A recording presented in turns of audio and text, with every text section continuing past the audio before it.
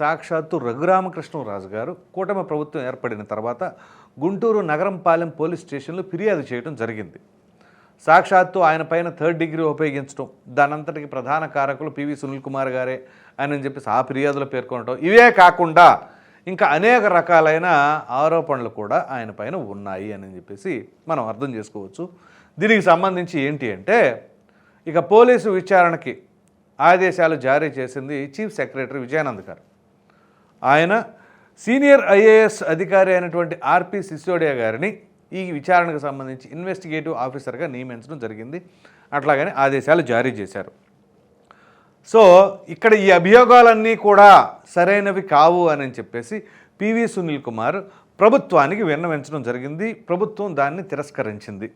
అయితే ఆయన పైన అనేక రకాలైన అవినీతి ఆరోపణలు ఉన్నాయని చెప్పేసి సాక్షాత్తు రఘురామకృష్ణరాజు గారే ఏసీబీ అధికారులకు ఫిర్యాదు చేయడం జరిగింది.